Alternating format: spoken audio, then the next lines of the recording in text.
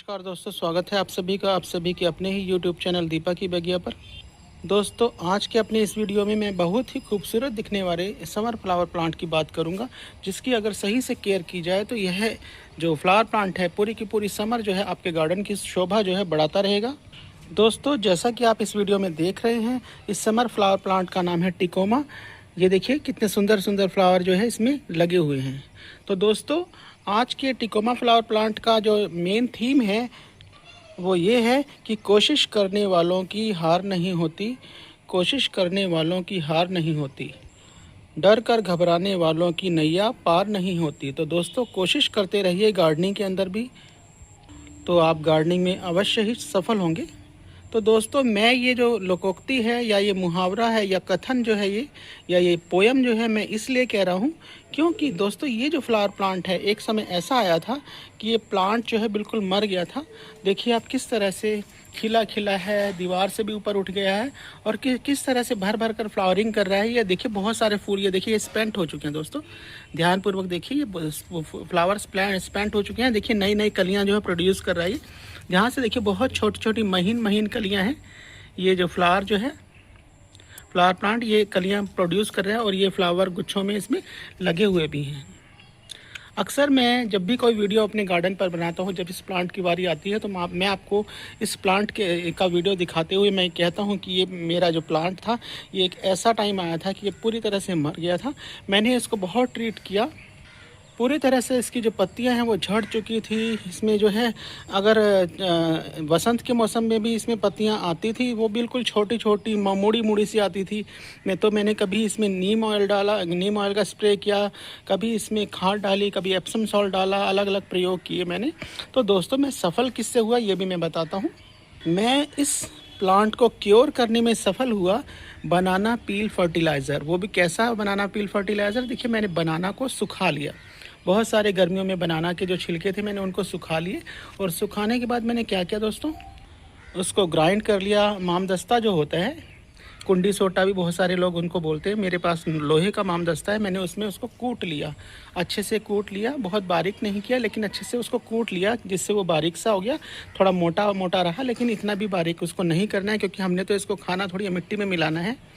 तो इसलिए मैंने उसको कूट लिया, पीस लिया और उसकी एक मुट्ठी जो है मैंने क्या किया, इसकी जड़ों में गुड़ाई करके उसमें मिक्स कर दी मिट्टी में। उसके बाद ये पौधा तो भाई खिल गया। ये देखिए किस तरह से खिल रहा है और बहुत ही अच्छे से फ्लावरिंग कर रहा है। तो ये है बनाना पील का जो लिक्विड, नहीं लिक्विड भी अच्छा रहता है वैसे, लिक्विड नहीं बल्कि उसको पीसा हुआ जो है फर्टिलाइज़र बनाया, उसको पीस कर उसका फर्टिलाइज़र बना के इसकी जड़ों में डाला। तो ये उसी का कमाल है दोस्तों। तो ये पूरी तरह से क्योर हो चुका है। देखिए कितनी अच्छी सुंदर सुंदर बर्ड्स जो है इस पर खिल रही हैं, लग रही हैं, सुंदर सुंदर कलियां बनी हुई हैं। तो दोस्तों, फिर मेरा मन किया कि मैं अपने इस एक्सपीरियंस को शेयर करूं आपके साथ, तो मैंने ये वीडियो बनाना शुरू किया।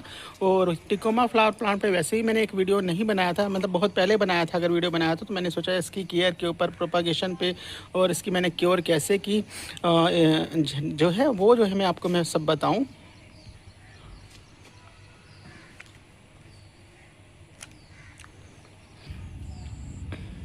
तो दोस्तों, जो मेरा फ्लावर प्लांट था येलो वाला हाइब्रिड किस्म का, वो भी बहुत सुंदर था। वो देखने में उसमें भी बहुत अच्छे अच्छे भर भर के फ्लावर्स आ रहे थे। वो बल्कि सर्दियों में भी फ्लावरिंग कर रहा था, है ना। डोरमेंसी पीरियड का तब उस पर ज़्यादा असर हुआ जब धुंध पड़ने लगी, लेकिन उससे पहले वो फ्लावरिंग कर रहा था तो मुझे बहुत अच्छा लगता था। तो उस फ्लावर प्लांट के स्पेंट होने का मुझे बड़ा दुख हुआ दोस्तों। येलो कलर का था, तो इसमें येलो भी वैरायटी होती है, एक देसी वैरायटी होती है जिसको हम गोरी चोरी के नाम से भी जानते हैं। जैसा कि आप ये देख रहे हैं, इसमें सारे फूल अभी तो नहीं लग रहे हैं। देखिए कलियां बनना शुरू हो गई हैं, स्टार्ट हो गई। ये जो है दोस्तों, एक सेकेंड, ये देखिए दोस्तों, ये कलियां बर्ड्स बन रही हैं, बर्ड्स की लेयर तैयार हो रही है। ये देखिए एक फ्लावर है, ये भी टिकोमा ही होता है लेकिन ये देसी टिकोमा है दोस्तों। येलो कलर का टिकोमा ये हर जगह खूब अच्छे से मिल जाएगा और ये बड़े प्लांट के रूप में, एक पेड़ के रूप में भी ग्रो हो जाता है।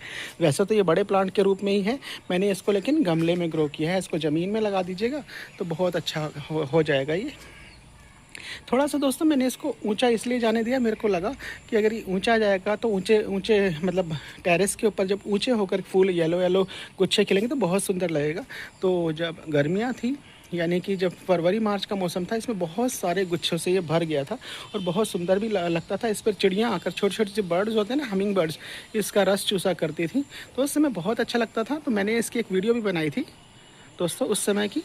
तो क्योंकि इसके जो फ्लावर होते हैं वो बैल के आकार के होते हैं, इसे जो है घंटी वाले फूल का पौधा भी बोला जाता है। बैल के जिसमें बैल के आकार के, है ना, ब्लू बैल भी इसको, जैसे ये है, इसको ब्लू बैल भी बोल देते हैं कई लोग, जैसे और येलो बैल इसको बोल देते हैं, क्योंकि इसमें येलो कलर के बैल नुमा जो है, घंटी नुमा, घंटी की शेप में इसमें क्या लगते हैं, फ्लावर्स लगते हैं। तो दोस्तों ये तो थी प्लांट्स के बारे में जानकारी, और इस बारे में जानकारी कि मैंने अपने प्लांट को किस तरह से जो है डाईबैक करने से बचाया ये वाले प्लांट को। और देखिए कितनी अच्छी फ्लावरिंग कर रहा है। तो अब बात कर लेते हैं इस फ्लावर प्लांट के केयर के बारे में। तो दोस्तों सबसे पहले इसकी मिट्टी की बात कर लेते हैं। दोस्तों इसकी मिट्टी प्रिपेयर करते समय एक पार्ट गार्डन सॉइल जो कि 40% होती है, एक पार्ट जो है कोर्स रिवर्सेंट जो कि 30% होता है, और एक पार्ट जो है काउडंग कंपोस्ट लेनी है जो कि 20% होता है, या फिर काउडंग कंपोस्ट आपके पास नहीं है तो आप 20% वर्मी कंपोस्ट ले लीजिए। इसके अलावा 10% इसमें आप नीम खली का जो है पाउडर डालिए। अगर नीम खली का पाउडर आपके पास नहीं है तो दोस्तों आप ले सकते हैं 1 चम्मच इसमें आप फंगीसाइड पाउडर इसकी मिट्टी में मिला सकते हैं। तो इस तरह से दोस्तों एक बहुत अच्छी सी फर्टिलाइज़र से परिपूर्ण मिट्टी जो है आपको आपके पास तैयार हो जाएगी। और इसमें जो है थोड़ी सी एक मुट्ठी आप इसके अंदर अगर राइस हस्क मिला देंगे तो और अच्छी सी पोरस मिट्टी जो है तैयार हो जाएगी। वैसे रेत से भी काफ़ी अच्छी पोरस मिट्टी तैयार हो जाती है, लेकिन इससे जो है मिट्टी में हल्कापन आ जाता है अगर आप इसमें तो राइस हस्क मिला देते हैं, या थोड़ा सा इसमें कोकोपीट जो है मिला सकते हैं। 1 मुट्ठी कोकोपीट में 1 या 2 मुट्ठी कोकोपीट मिला सकते हैं तो बहुत अच्छा रह जाएगा, नमी को होल्ड करके रखेगी इसकी मिट्टी। तो इस तरह से एक वेल ड्रेन मिट्टी तैयार करके आपको इसमें ये जो है फ्लावर प्लांट लगाना है दोस्तों। अब बात कर लेते हैं सनलाइट की। ये प्रॉपर सनलाइट का पौधा है, इसको आपने बिल्कुल भी शेडी एरिया में नहीं रखना है, जहाँ पर पूरे दिन की बहुत कड़ाके की भी धूप आती है तब भी आप इसको इसमें रखिए। लेकिन बस करना क्या है, आपने इसमें वाटरिंग समय समय पर करते रहना है। तो अब हम इसी के साथ वाटरिंग की बात भी कर लेते हैं। तो आपको क्या करना है कि अगर बहुत ज़्यादा तेज़ गर्मी पड़ रही है तो इसको डेली जो है वाटरिंग की ज़रूरत होती है। और अगर सर्दियों का समय आ गया तो आप वाटरिंग देख कर कीजिए। अगर मिट्टी गीली है इसकी तो आप वाटरिंग इसमें मत कीजिए। लेकिन गर्मियों में तो ये पूरी तरह से मतलब अच्छे से वाटर मांगता है। इसकी जो जड़ें होती हैं वो जो है फाइब्रस रूट्स होती हैं इसकी, जो कि बहुत ज़्यादा पानी को ऑब्जर्व करती हैं, इसलिए इसको प्रॉपर गर्मियों के मौसम में पानी चाहिए होता है। पानी बिल्कुल भी आप पानी की लापरवाही इसमें नहीं कीजिए, ख़ासतौर पर दोस्तों गर्मियों के मौसम में। दोस्तों बीमारी की जब हम बात करते हैं तो बीमारी तो आपको पता ही है इसमें जो है अब मैं बीमारी के बारे में प्रॉपर भी नहीं कह सकता हूँ, क्योंकि इसमें कुछ ऐसी बीमारी सी आ गई थी, इसमें लीव्स ही ग्रो नहीं हो पा रहे थे। अगर आ रहे थे तो बिल्कुल छोटे छोटे से होकर मर जा रहे थे। तो मुझे ऐसा लगता है कि कुछ फंगस टाइप अटैक था। तो इसके लिए मैंने प्रॉपर जो है इस पर क्या किया, बार बार नीम ऑयल का स्प्रे किया। तो कुछ तो ये उससे क्योर हुआ, और कुछ जो मैंने बताया कि फर्टिलाइज़र मैंने बनाना पील का फर्टिलाइज़र डाला तो उसका जो है इसकी जड़ों में असर हुआ, और इस तरह से बहुत सुंदर और स्वस्थ पत्ते इस पर आने लगे। और उसके बाद में कलियाँ भी, और भर कर कलियाँ जो है फूलों में कन्वर्ट होने लगी, जैसा कि आप देख पा रहे हैं दोस्तों। तो नीम ऑयल इसकी एक प्रॉपर दवाई है। अगर किसी प्रकार की फंगस इत्यादि का इस पर अटैक हो जाता है, किसी प्रकार के माइट्स और या कीड़े लग जाते हैं, स्पाइडर माइट या कुछ भी इसमें किसी प्रकार के कीड़े लगते हैं, तो आप नीम ऑयल जो है का स्प्रे इस पर करें। मतलब कि 1 लीटर पानी में एक ढक्कन जो है वो भर के डाल दीजिए, या फिर हम कह सकते हैं 5 ml जो है नीम ऑयल जो है 1 लीटर पानी में मिक्स करके अच्छे से इस पर स्प्रे करते रहिए, अगर किसी प्रकार की बीमारी और फंगस या पत्तों से संबंधित इस पर रोग होता है। फर्टिलाइज़र तो मैंने जैसा कि आपको शेयर किया शुरू में ही, बनाना पील फर्टिलाइज़र चाहे तो लिक्विड डालो, लेकिन मैंने देखा है कि बनाना पील को सुखाकर कूट कर इसकी मिट्टी की गुड़ाई करके उसमें मिक्स कर दिया जाए तो बहुत अच्छा असर पड़ता है, और ये भर कर फ्लावरिंग करने लग जाता है दोस्तों। तो बनाना पील फर्टिलाइज़र डालना ना भूलिएगा। और इसके अलावा आप वर्मी कंपोस्ट भी डाल सकते हैं समय समय पर, वो भी मैंने इसमें समय समय पर दिया है। रिपोर्टिंग का टाइम दोस्तों इसका डोरमेंसी पीरियड के बाद का होता है। जैसे कि अगर आप सर्दियों में ये डोरमेंसी में जाते हैं तो फरवरी मार्च में इसकी रिपोर्टिंग कर दीजिए, ताकि ये अच्छे से ग्रोथ पकड़ सके, और दोबारा से इसमें फर्टिलाइज़र इत्यादि मिला दीजिए। रिपोर्टिंग साइन वही होते हैं कि पत्तियों का आकार छोटा हो जाता है, और जो फ्लावर्स हैं वो नहीं आते हैं, और जो इसकी फाइब्रस रूट्स हो जाती हैं। जब इसकी गुड़ाई करते हैं तो जो खुरपी है वो मिट्टी के अंदर नहीं जाती है, मतलब इतनी ज़्यादा रूट हो जाती है। तो अगर हम डालते हैं तो उसमें थोड़ा जोर लगता है, मिट्टी के अंदर खुरपी नहीं आराम से जाती है। तो इसका मतलब है कि आपका जो पौधा है उसमें काफ़ी ज़्यादा जड़ें हो गई हैं, रूट बाउंड का शिकार हो गया। तो इसलिए आप उसकी रिपोर्टिंग कर सकते हैं दोस्तों ऐसे समय में। दोस्तों इस पौधे को आप स्टेम कटिंग के थ्रू भी प्रोपागेट कर सकते हैं। इसको मैंने कई बार स्टेम कटिंग के रूप में प्रोपागेट किया। जिन्होंने भी मुझसे मांगा तो मैंने उनको स्टेम कटिंग से प्रोपागेट करके ये वाला जो आप देख रहे हैं येलो वाला मैंने दिया है। इस पर मैंने कभी प्रयोग नहीं किया स्टेम कटिंग का, क्योंकि ये तो पौधा पहले से ही शौक में था। तो मैंने इसको जो है क्योर करने की कोशिश की। मैंने स्टेम कटिंग इसकी लगाने की कोशिश नहीं की। नर्सरी से लाकर भी इसको प्रोपागेट कर सकते हैं, स्टेम कटिंग से भी इसको आप ग्रो कर सकते हैं। जो बेस्ट टाइम होता है वो बरसाती मौसम जो ये चल रहा है इस समय जो है, बरसाती मौसम में किसी भी पौधे की आप स्टेम कटिंग लगा लें तो बहुत ही ईजिली ग्रो हो जाती है। उसमें कुछ मतलब ऐसा नहीं है कि नहीं ग्रो होगी, यानी कि 80 से 90% आपकी जो स्टेम कटिंग है वो ग्रो हो जाएगी। उसमें जड़ें जो है प्रॉपर निकल ही जाती हैं। दोस्तों अगर आप इस पौधे को ज़्यादा बुशी बनाना चाहते हैं तो इसकी सॉफ्ट प्रूनिंग समय समय पर करते रहिए।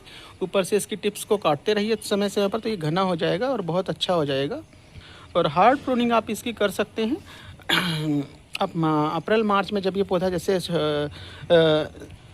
यूँ कह लीजिए कि जब डोरमेंसी से ये पौधा बाहर आता है उस समय तो आपको इसकी हार्ड प्रूनिंग नहीं करनी है, क्योंकि उस समय तो आप उसकी रिपोर्टिंग करेंगे ना। अगर रिपोर्टिंग कर रहे हैं तो हार्ड प्रूनिंग आपने नहीं करनी है। अगर हार्ड प्रूनिंग करनी है तो रिपोर्टिंग नहीं करनी है। तो दोनों में से एक चूज़ कीजिए। अगर आपको लगता है इस पौधे को रिपोर्टिंग की ज़रूरत नहीं है तो इसको हार्ड प्रून कर दीजिए। अगर आप इसको हार्ड प्रून कर रहे हो तो रिपोर्टिंग मत कीजिए, क्योंकि पौधा जो है फिर डबल शॉक में चला जाएगा। अगर आप दोनों ही कर देते हैं, रिपोर्टिंग भी कर देते हैं और हार्ड प्रूनिंग भी कर देते हैं, तो इसके 50-50 चांस हो जाएंगे दोबारा से ग्रो होने के।